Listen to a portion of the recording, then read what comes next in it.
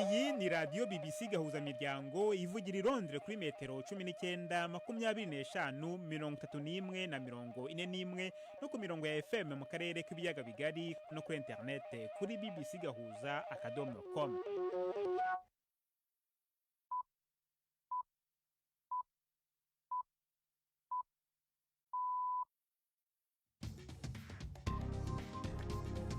Ubu ni saa 10 n'igice ku isaha mpuzamahanga ya GMT, ni saa 12 n'igice ku isaha yo mu Rwanda no mu Burundi. Muri studio muri kumwe na Jacques Niyitegeka. Izi ni ingingo z'ingenzi zigize aya makuru. Perezida wa Amerika Joe Biden yaganiriye na mugenzi we wa Ukraine Volodymyr Zelensky ku bijyanye n'inkongi y'umuriro yabaye ku ruganda rwa Zaporizhzhia rutanga umuriro w'amashanyarazi rukoresheje ingufu za nucleaire. Nubuhe buryo bushoboka intambara Uburusiya bwashoje kuri Ukraine ishobora kurangiramo? Murabyumva mu busesenguzi bwa BBC. Mu Rwanda abaguzi mu rwego ruciriritse baravuga ko izamuka ry'ibiciro riri mu kuhaboneka muri iyi minsi rirenze ubushobozi bwabo bwo guhaha. Ibiciro kuko byarazamutse cyane cyane ibiciro bijyanye n'ibintu bituruka hanze nk'amavuta, turavuga amavuta yo kurya yavuye ku bihumbi 5 wageze ku bihumbi 9. Ubwo ni litiro 3 zonyine. Mu Rwanda kandi urukiko rukuru rwatangiye kumva abatangabuhamya bashinja Jean Twagiramungu ukurikiranyweho ibyaha bya jenoside yoherejwe mu Rwanda n'igihugu cy'Ubudage muri 2017. Tubafitiye n'ikiganiro baza muganga muri mwese, ikaze muri aya makuru yo kuri wa gatanu itariki ya 4 z'ukwezi kwa gatatu.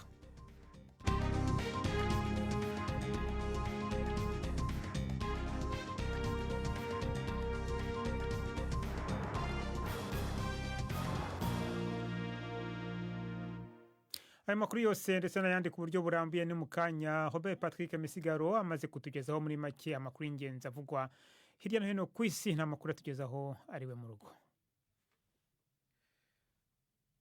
Umukuru w'urwego mpuzamakungu rugenzura inguvu za nucleaire yavuze yuko gufatwa kw'ikigo gihingura umuyaga nkuba gikoresheje izo nguvu cambere kinini muri Ukraine ngo kutateje ukure kugwa kw'imishwarara y'ubumara.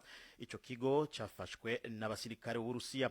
Bwana Rafael Grossi yavuze ko umuriro wadutse igihe hategwa ibisasu wazimijwe ngo kandi nta kononekara kwagaragaye ku bikono 6 vy'ico kigo. Abajejwe intwaro muri Ukraine bagirije Uburusiya kuba bwagerageje guca umuyaga nkuba. Mu gusubiza kuri uwo mwitwarariko w'amakungu ku gitero kabaye kuri ico kigo, akanama kajejwe umutekano ka ONU kaciye gahamagaza inama yihutirwa yagomba gutangura mu minota mikeyi iheze. Imigwano ikomeye irabandanya mu bumanuko no mu buraruko bwa Ukraine mu gihe abasirikare b'Uburusiya bariko baragerageza gufata utundi turere. Abajejwe intwaro muri Ukraine bavuga yuko igitero c'abasirikare b'Uburusiya ku kivuko nako ca Mykolaiv kiri mu bumanuko ngo casubijwe inyuma. Uwo muji uri hagati ya Kherson isanzwe igenzurwa n'Uburusiya hamwe n'umuji wa Odessa ugira gatatu mu bunini muri Ukraine. Uwundi muji w'ikivuko wa Mariupol uri mu bumanuko usanzwe ukikujwe uracugarijwe kandi uriko urataraswa ko ibisasu vyinshi. Ahandi mu buraruko abajejwe intwaro mu ntara ya Sumi bavuga yuko hari hakwiye gushigwa ko umuhora wofasha abanyagihugu gushobora guhunga uturere turimwe imigwano.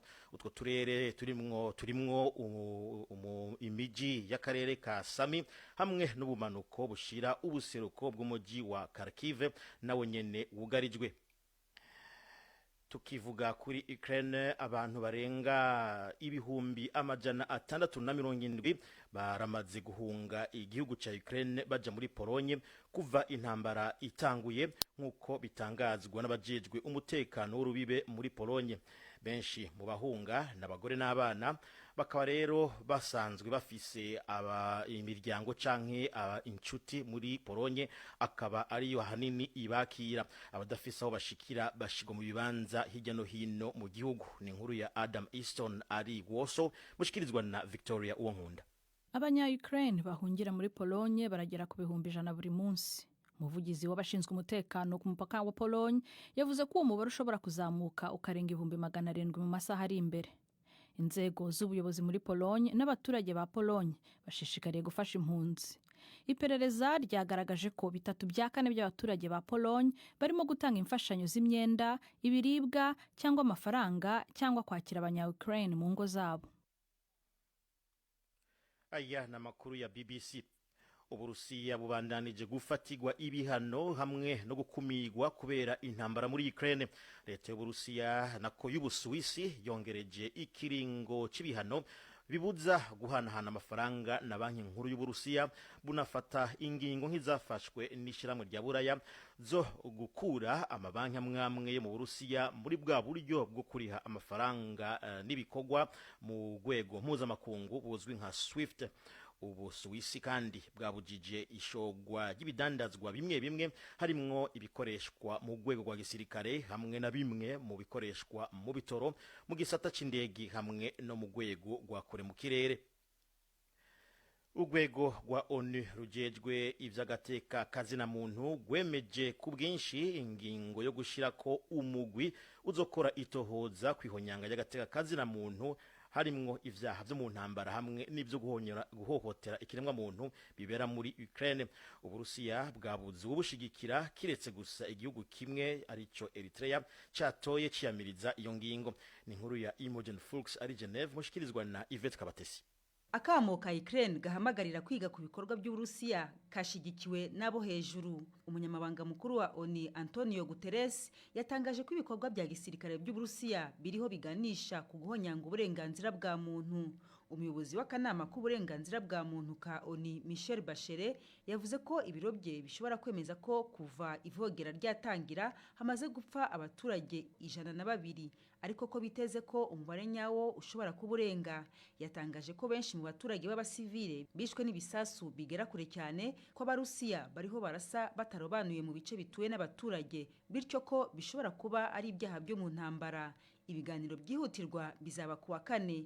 Kuba ibihugu 29 bigize uwo muryango byamaze kwemera ko bizaba 5 akaba ari byo bidashigikiye ibiganiro, biratuma Uburusiya busa naho busigaye bwonyine, ndetse bushobora kuzakorwaho iperereza ry'akanama k'uburenganzira ka muntu ka ONU ku bikorwa byabwo. Ibirori vyo gutanguza inkino Olympique z'abagendana ubumuga zo mu gihe c'imbeho vyabereye mu muji wa Beijing mu Bushinwa nyuma y'iminsi hari ukutabona ibintu kumwe kubera intambara y'Uburusiya kuri Ukraine. Mu banonotsi hamwe n'ababaherekeza batambagiye muri ivyo birori, akaba rero vyabereye mu kibuga kizwi nka Bird's Nest, bakaba barimwo abaserukiye Ukraine bashika ku 54. Umukuru w'umugwi Paralympique muri Ukraine yavuze yuko ukuba kwa Beijing ari nk'igitangaro, avuga yuko benshi barinze guca mu mabombe n'ibisasu kugira bahashike. Ejo kuwa 4 urwego mpuzamakungu rwa Olympique rwarabujije guhiganwa abanonotsi bo mu Bushinwa na Belarus kubera igitero cy'Uburusiya, gwisubirako ku ngingo gwari gwafashe yo kubareka bagahiganwa ariko batitwaje amabendera y'ibihugu vyabo. Jacques. Urakoze Robert Patrick Misigaro kuri iyo ncamake y'amakuru avugwa hirya no hino ku isi watugezagaho uri wawe mu rugo.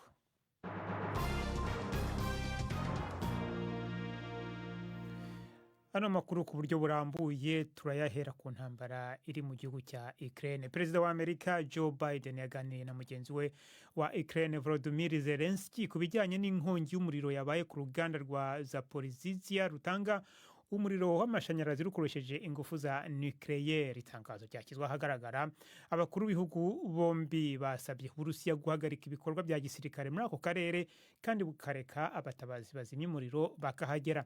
Ni inkuru ya David Willis mugezweho na Yvette Kabatesi. Video isemuye yuzuye amarangamutima ya Volodymyr Zelensky yatanzwe n'ibiro biserukira Ukraine muri Amerika igaragaza bwana Zelensky asa n'uhamagarira umuryango mpuzamahanga kwirinda gusubiramo amahano nk'aya Chernobyl, impanuka ikomeye y'uruganda rw'ingufu z'ubumara bwa nucleaire yabayeho mu mateka. muri iryo jambo ryafatiwe kuri telefone ngendanwa ari mu rugo iwe, Bwana Zelensky yaburiye ku ngaruka zikomeye ku Burayi bwose mu gihe umuriro watuma haba guturika kuri urwo ruganda. Yavuze ko ryaba ari iherezo rya buri wese. Uretse kuvugana na Zelensky, Perezida Biden yahawe amakuru mashya n'abayobozi bo hejuru b'urwego rushinzwe ingufu ndetse n'ubuyobozi bw'igihugu bushinzwe umutekano w'ibya nucleaire. Abayobozi bo mu biro bya Perezida wa Amerika bavuga ko bariho babikurikiranira hafi, ariko bongeraho ko amakuru aherutse agaragaza ko nta kimenyetso cyerekana ko ibipimo by'ubushuhe byaba byiyongereye kuri urwo ruganda. Mu butumwa yanyujije ku rubuga rwa Twitter, Minisitiri wa Amerika ushinzwe ingufu Jennifer Granholm yatangaje ko ububiko bw'ubumara bwa nucleaire kuri urwo ruganda bukingiwe n'uburyo bukomeye cyane kandi ko bariho bahazimya mu buryo butanga umutekano. Inkuru ya David Willis. Bavuga ngo umenya ko watangije intambara ariko ntumenya uko irangira. Ibyo nibyo benshi bibaza kuri iyi ntambara yo muri Ukraine ubu igeze ku munsi wayo wa 9.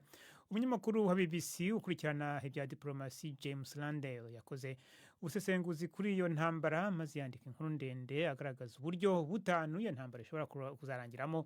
Navuganye na Prime Ndikumagenge, mugenzi wanjye mu biro bya BBC Nairobi, amaze gusoma iyo nkuru asobanurira izo nzira eshanu izarizo. Inzira ya mbere avuga yuko ingwano yoba y'igihe gito. Iyi nzira James Landale avuga yuko isaba Uburusiya gusohora uburyo bwa gisirikare bwinshi cyane kurusha ubwo iri kurakoresha gushika ubu. Indege zigatera cyane, abantu benshi bagapfa, Ukraine igasenywa mu bice byose, ibisagara nka Kiev bigafatwa vuba, Perezida wa Ukraine Volodymyr Zelensky akitwa canke agahunga, Putin agashinga ubutegetsi bumuyoboka muri Ukraine, aho rero agaca avanayo zimwe mu ngabo ariko akahasiga izindi zo gukomeza kubandanya zigenzura ico gihugu, Ukraine ikaja mu kwaha k'Uburusiya nka kujya kwa Belarus. Landale rero abona ko iyi nzira atakibuza yuko ishoboka, ariko ngo hari ibyo banza guhinduka, kuvuga ko ingabo z'Uburusiya zitegerezwa gukora neza gusumba, zikarungikwa ku bwinshi, agatima k'abanya-Ukraine ko kugwana kakayoyoka, Putin agashinga muri Ukraine ubutegetsi bumuyoboka. Ikibazo ngo nuko ubwo butegetsi butokwigera bwemerwa umwanya wari wose hashobora kwaduka intambara yo kubugwanya. Ingwano itabaye y'igihe gitoya izoba igihe kirekire. Rero ni mu gihe ingwano itagenze uko Uburusiya bwavyibaza, kumbura ibikoresho ntibiboneke ku buryo buhagije, kumbura abanya-Ukraine bakihagarara ko gusumba uko Abarusiya bari bavyiteze, canke ingabo za Ukraine zigatangura gukora nk'inyeshamba zishigikiwe n'abanyagihugu, abanyaburaya bakabananya kuzirungikira ibigwanisho, kumbura haheze imyaka n'iyindi ubutegetsi bugahinduka i Moscow, ingabo z'Uburusiya zigataha zimaramara kandi zuzuye amaraso nk'uko byazigendeye mu myaka ya 90 muri Afghanistan. Izo ni inzira zibiri muzishoboka. Izindi iya gatatu James Landale avuga nuko intambara irenga imbibe za Ukraine igakwira buraya yose. Aho ni mu gihe Putin yobona yuko atayindi nzira asigaranye yo gukiza ubutegetsi bwiwe atari gutera bimwe mu bihugu byahoze bigize leta z'Ubusoviet n'ivyo mu kigobe ca Baltic. Kubera rero muri ivyo bihugu harimwo biri mu muryango wo kwivudira umwansi hamwe OTAN, aho rero buraya yose na Amerika vyoca bihaguruka bikaja mu ngwano. Uko Putin ashobora gutera ivyo bihugu rero niko bishoboka nuko yokoresha ibigwanisho vya nucleaire. Ubona yuko yanategetse muri no minsi yuko bimera amagabo, nubwo barabi ibintu n'ibindi bibaza yuko ari ukugira gabishe gusa. James Landale yakavuga yuko iyo yoba ariyo nzira yotera akaga gakomeye cyane gusumba izindi zose. Naho diplomasiyo ntacyo igishoboye. Ni inzira ya kane kuko ngo amakungu ntahebura, nubwo rero ngo amasasa aguma avuga, ibiganiro birabandanya. Intumwa za Ukraine n'iz'Uburusiya zimaze kwicarana mu biganiro kabiri, aho rero bishobora guca no ku Bushinwa hamwe guhaguruka bukotsa igitutu Uburusiya, canke Ukraine kavuga iti hakubandanya dupfa, reka twemere bimwe mu byo Uburusiya busaba nko guheba Crimea n'igice ca Donbass, Uburusiya nabwo bukareka Ukraine ikigenga by'ukuri. Iyi nzira ariko isa n'idashoboka, ariko nanone ngo intambara isize umunyota n'urupfu ntawe reka kwibaza ko nabyo biri mu byoshoboka. Iyo rero yari inzira ya kane. Inzira ya nyuma nuko Putin ahava. James Landale avuga ko aha ari igihe abasirikare bagwa ku rugamba buba benshi, ibihano by'ubutunzi bikababaza, Putin agatakaza gushigikirwa mu gihugu, igisirikare kikamuhinduka, ubutegetsi bugatebagazwa, amaraso agaseseka, Putin akabaragiye. ingabo z'Uburusiya zigataha. N'iyi nzira James Landeira ayiha amahirwe make yo gushoboka muri iki gihe, ariko nayo ngo ntaworeka kuyibaza mu gihe abaronse inyungu kuri Putin bobona yuko atagishoboye kuzikingira. Uko ingwano izohera kose, James Landeira abona ko iyi ngwano ya Ukraine itumye isi ihinduka, imigenderanire y'Uburusiya n'ibindi bice by'isi izohinduka, n'ingene abanyaburayi bategekanye umutekano wabo navyo bazobisubiramo. Twime ndi ku magenge watugezagaho ubwo busesenguzi bw'umunyamakuru wa BBC ushinzwe ibibazo bya diplomasi James Lande. Radio mwumva ni BBC gahuza miryango, muradukurikira kandi kuri Kisoro FM mu majyepfo ya Uganda, bari mu Rwanda no mu Burundi murakurikirana amakuru kuri shortwaves, naho haba afite internet mushobora kudukurikira cyangwa muradukurikira kuri Facebook live. BBC gahuza miryango Igoma ni kuri FM 93 n'ibice 8. Dukomereze ano makuru mu Rwanda. Urugereko rw'urukiko rukuru rukorera mu majyepfo y'u Rwanda uyu munsi twatangiye kumva abatangabuhamya bashinja Jean Twagiramungu ukurikiranyweho ibyaha bya jenoside. Umwe muri bo havuga ko yabonye bwana Twagiramungu mu gitero cyagabwe iwe mu rugo hakicirwa abatutsi. Ni mu gihe undi mutangabuhamya havuga ko atamubonye ngo kuko yari yahunze. Jean Twagiramungu yoherejwe mu Rwanda n'igihugu cy'Ubudage muri 2017. Ubushinjacyaha umurega kugira uruhare mu bwicanyi bw'icyahoze ari prefegitura ya Gikongoro. Mugenzi wanjye Yves Bucyana yakurikiranye urwo rubanza arutegurira inkuru ikurikira. Abatangabuhamya bumviswe n'urukiko ni Mukabera Yudita n'umugabo we Kamondo Juvenal bemeye gutanga ubuhamya bwabo imbona nkubone mu rukiko. Mukabera yabwiye urukiko ko azi neza Jean Twagiramungu kandi ko bari baturanye mu karere ka Nyamagabe. Ubwo yahatwaga ibibazo n'impande zose zirebwa n'uru rubanza, yavuze ko yabonye Twagiramungu bitaga John mu gitero cy'abantu barenga 100 bahigaga abatutsi, baza kubavumbura mu Masaka, 5 bicirwa imbere y'urugo rwe. Avuga ko yabonye Twagiramungu hagati muri abo bantu ariko ko atigeze amubona yica. Urukiko rwamubajije ukuntu mu bantu 100 yabonyemo umuntu umwe nawe uri hagati y'abandi benshi. Asubiza ko yahise amumenya mu magambo yati, abo nari nsanzwe nzi nahitaga mbamenya. Naho umugabo we Kamondo Juvenal yabanje kubazwa n'urukiko niba nta masano afitanye n'uregwa. Avuga ko isano ihari nubwo ari ya kure. Ati nyirakuru ubyara papa we na nyogokuru ubyara papa wanjye umwe ni mwene se wabo wundi. Yabwiye urukiko ko atigeze abona Twagiramungu n'amaso ye mu gitero cyagabwe iwe mu rugo, ngo kuko yari yaburiwe na mushiki we ko Twagiramungu yavuze ko uri buhishe umututsi ari bubone ishyano, maze yumvise igitero kijiwe akiza ubuzima bwe. Umwunganizi wa Jean Twagiramungu Maître Buhuru Pierre Celestin yavuze ko imvugo z'aba batangabuhamya zidahura n'ibyo bavuze mwibazwa mu bushinjacyaha, gusa yibutswa n'urukiko ko uyu ari umwanya wahariwe guhata ibibazo abatangabuhamya. Ubushinjacyaha buvuga ko Jean Twagiramungu wahoze ari umwarimu akurikiranyweho ibyaha by'ubwicanyi byibasiye abatutsi mu bice bya Rukondo na Karama by'icyahoze ari prefegitura ya Gikongoro, akanatanga intwaro za gakondo kuri za bariyeri z'interahamwe. Yoherejwe mu Rwanda muri 2017 n'igihugu cy'Ubudage nyuma y'imyaka 2 afungiwe muri icyo gihugu. Urukiko rwavuze ko muri rusange hazumvwa abatangabuhamya 18. Urubanza ruzakomeza ku itariki ya 20 z'ukwezi gutaha kwa 4. Yves Bucyana, BBC gahuza miryango i Nyanza. Tugume mu Rwanda ariko noneho ni kwizamuka ry'ibiciro. Abaguzi bo mu rwego ruciriritse bavuga ko rirenzeho ubushobozi bwabo bwo guhaha. Haravugwa cyane ibiciro by'isukari, umuceri n'amavuta yo guteka byazamutse. Mu kugerageza kumenya ukuri, mugenzi wanjye Samba Cyuzuzo uri mu biro bya BBC Nairobi yavuganye na Damien Ndizeye akuriye ishyirahamwe Adecor rirengera uburenganzira bw'umuguzi mu Rwanda. Yatangiye amusobanurira uko byifashe. Ibiciro kuko byarazamutse, cyane cyane ibiciro bijyanye n'ibintu bituruka hanze nk'amavuta, ndavuga amavuta yo kurya yavuye ku 5,000 ubageze ku 9,000.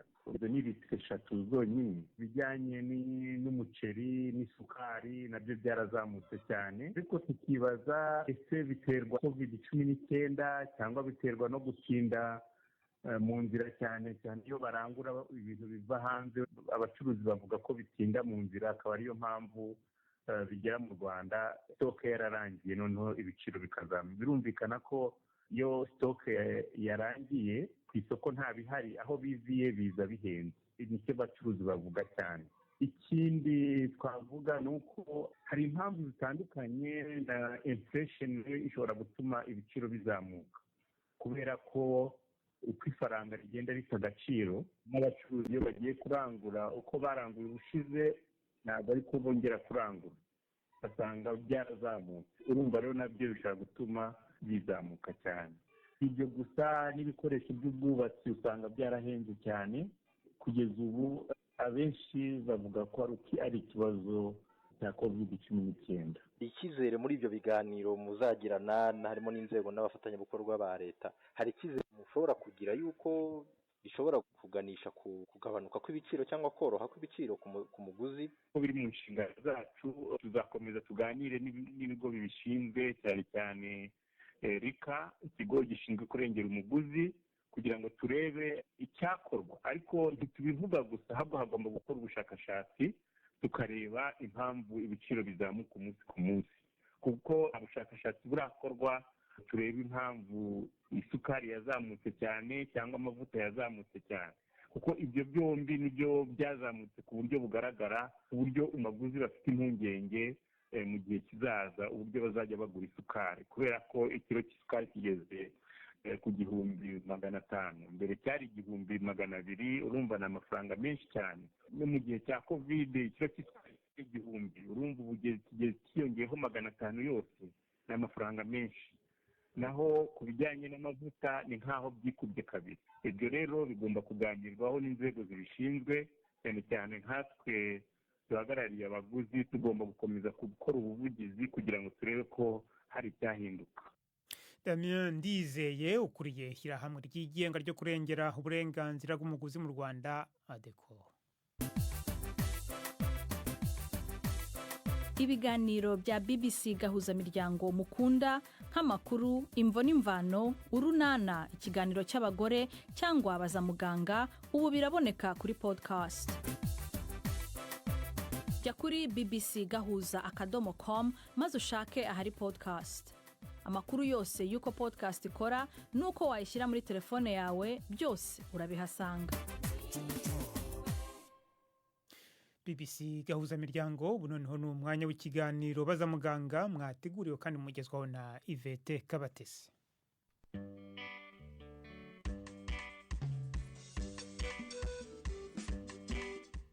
Mwiriweho neza. Uyu munsi turabagezaho igice cya kabiri ku ndwara y'igicuri. Muganga Beni Ibeho wacu arakomeza tubwira ibijyanye n'ingaruka iyi ndwara ishobora gutera. Nagira ngo mvuge ko ubundi indwara y'igicuri ivuwe akenshi ku bantu benshi, ntabwo ari bose ariko benshi irakira. Ariko nanone hari ikindi kintu badakunda kumenya, nuko uko umuntu agagaye hari amasere cyangwa se uturemangingo tw'ubwonko twangirika. Buri kugagara inshuro imwe hari uturemangingo tw'ubwonko byangirika, kandi iyo byangiritse izo serere z'ubwonko nta zindi umuntu yongera kubona.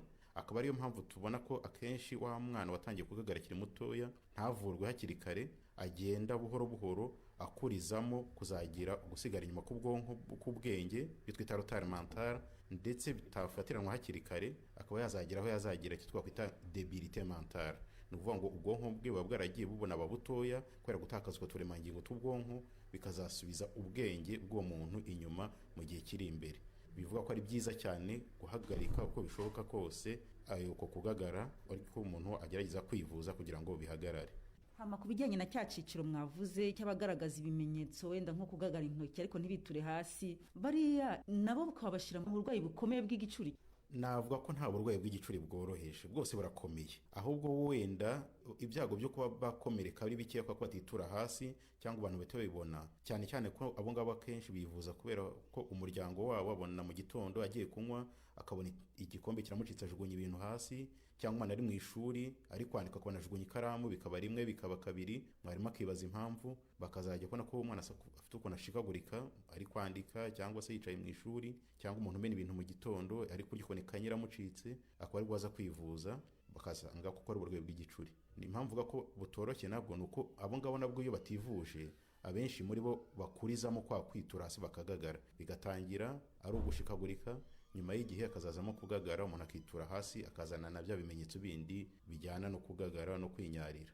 noneho umuntu yanabyitiranya nanone kwa kundi ubona umwana wenda atitira, wenda rimwe na rimwe akagira n'umujinya, ugasanga bamutwaye wenda nko ku baganga b'imitekerereze. Nibyo koko rwose, hari igihe umuntu abona umwana ufite utu tumenyetso two gushiguka, bakaba bakeka ko ari ibyo umwana ari kwigira, cyangwa se bakavuga ko umwana ashobora kuba afite ibibazo by'imitekerereze, ari stress. Ariko hari igihe aho umuntu umuganiriza akaza kubona nyuma ko atari ikibazo cya stress muri rusange cyangwa ikibazo kiri psychology, ko ahubwo ari ikibazo cy'uburwayi. Icyo gihe iyo umupsikologa abibonye ahita amworiyanta noneho neza, akaba yamwohereza ku muganga ubishinzwe kugira ngo abashe gukora ibizamini bidaboro bikwiriye, abashe kureba uburwayi. Akaba ariyo mpamvu akenshi kubera ko nk'ibyo tutabibona buri gihe, tugira n'ababyeyi inama. Twateye imbere, dufite amatelefone agezweho abasha gufotora, ko iyo umubyeyi abonye ibimenyetso nk'ibyo bidasanzwe afata iyo video akamushyira umuganga cyangwa umupsikologe, ariko yitwaje n'akavideo, kubera ko hari igihe yari kumwe n'umuganga atagaragaza ibimenyetso, ariko iyo agiye akamwereka kuri telefone ye akavideo yafashe ko ibimenyetso, bifasha umuganga kugira ngo abashe kuba yagira icyo akeka, bityo asaba ibizamini agendeye ku byo yabonye ari gukeka kuri ya video umubyeyi yafatishije telefone yamweretse. Mwarimu nakomojeho kwivurwa, ivurwa ite? Indwara y'igicuri iravurwa rwose. Ngewe nk'umuntu mazemo imyaka irenga 10 mbivura, mbamo buri umunsi ku wundi, natanga ubuhamya ko ari indwara ivurwa igakira. Kwa ko nk'iyo abarwayi dukurikirana, navuga ko hafi buri cyumweru dufite abarwayi twahagaritse imiti yabo, bamaze imyaka hagati y'ibiri n'itatu bafata imiti nta kibazo bagifite, tukabanyuza mu cyuma. Twaratangiye tubona ko mu cyuma harimo urwayi rw'igicuri bugaragara cyane bukabije, nyuma y'amezi hagati ya 3 na 6 tukongera kubanyuzamo, tugasanga uburwayi buri kugenda bushira cyangwa bwarashize. Yamara iyo myaka 2 n'itatu nta crise yongeye kugira, tukagenda tugabanya imiti buhoro, ahasiga umuntu twumvira ko yakize neza, akagenda rwose akikomereza ubuzima bwe busanzwe nta muti n'umwe yongeye gufata. Ni indwara rero ku bantu benshi ivurwa, kuri babandi akenshi tutabonye ikitera, ariko nanone kuri babandi hari ikitera, ya yindi ituruka mu muryango cyangwa se babandi bagize kwangirika ku bwonko. Iyo bafashe imiti neza nabo biba ngombwa ko bifata igihe kinini, ariko muri icyo gihe bari kuyifata bakaba bariho ubuzima bwabo neza, batongera kugagara cyangwa biture hasi na rimwe. Ntibishoboka ko nyuma amaze igihe kirekire atayifandata yakongera kugaruka amakrize? Abenshi cyane rwose ntabwo byongera, ariko iyo bibayeho tugira umuntu inama ko itagaruka kwa muganga kugira ngo yongere asubire ku miti w'ikindi gihe, kugira ngo twizere ko koko nta kundi kugagara kuzongera kubaho muri icyo gihe kindi kizaza. Hari imvugo hano bivuga ko igicuri kituruka wenda ku mashitani. Inama mushobora kugira abantu kuri iyi ndwara ni iyihe? Inama twagira abantu bagifite iyo myumvire ni uko rwose ari indwara ivurwa igakira, nk'uko umuntu ashobora kurwara izindi ndwara, atari indwara ishobora guturuka ku myuka mibi cyangwa se atari indwara baterera abantu. Ibyo mbijyanisha n'ubushakashatsi twakoze mu myaka yashize, tureba cyane cyane ko abantu bivuza, tukaza kubona ko hari abantu batayivuza kuko batafite amakuru ahagije ko indwara ivurwa, ariko tubakangurira ko ntabwo umuntu ashobora kuyanduza undi kereka mu ruhererekane mu muryango, ariko umuntu wese uyivuje agira amahirwe yo kubaho adafite kugagara mu buzima. Muganga Beni Ibe Uwacu watubwiraga ku burwayi bw'igicuri. Ni naha dusoreje, turacyakomeza kwakira ibibazo. Ikigali ni ku gasanduku k'amabaruwa 2790. Email nayo ni bazamuganga@gmail.com. Muramukeho.